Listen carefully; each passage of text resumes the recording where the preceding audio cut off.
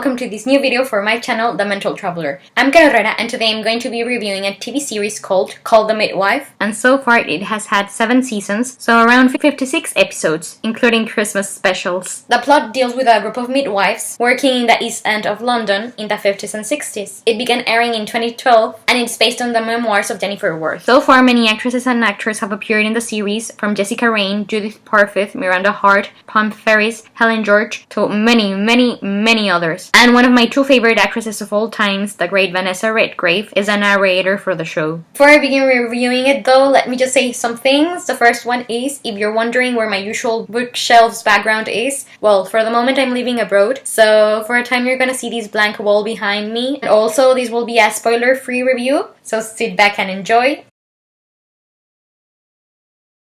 I first saw The Midwife years ago because I am an Anglophile who loves period dramas, history, English actors, and I loved it right from the start. At one point I was obsessed and I rewatched it like 2-3 times. I found the first book the series is based on and I read it and I loved it. And I also remember that in college my friends would be like giving me odd looks because I would suddenly say like, oh yeah, like I saw in The Midwife, because I had just learned some really cool medical discovery or something. So yes, I went through my The Midwife phase. But then after the 4th season I stopped watching it, and it wasn't until the 7th one was almost over that I finally catched up on it, and I liked it as well. And yes, I remembered why I'd always enjoyed it, and through the years many of the stories that I have seen there have stuck with me. It's helped me learn tons about babies, motherhood, all the joys and problems that can come with it, and of history.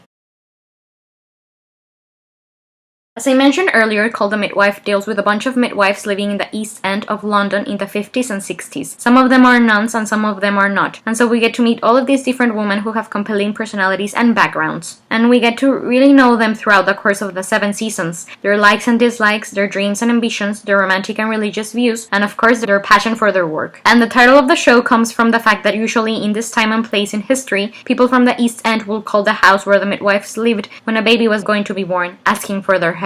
And so the midwives would go to their homes and help them deliver the child. And as the series progresses, we see how medical achievements are discovered, from simple things like having more babies being born in hospitals rather than at home, to rare and unknown diseases. Some of the special events explored in the series are the baby boom that took place in Great Britain after World War II, post-war immigration, the introduction of gas and air as a form of pain relief, the child migrants program, the threat of nuclear warfare, and on a more personal note, stuff like miscarriages, stillbirths, abortion, unwanted pregnancies, birth defects, poverty, illness, and disease epidemics, prostitutions, incest, racism, prejudice, alcoholism, disability, homosexuality, lesbianism, female genital mutilation, preeclampsia, postpartum depression, and many more. It's all handled very tactfully, professionally, realistically, and yet with a warmth that speaks to the heart.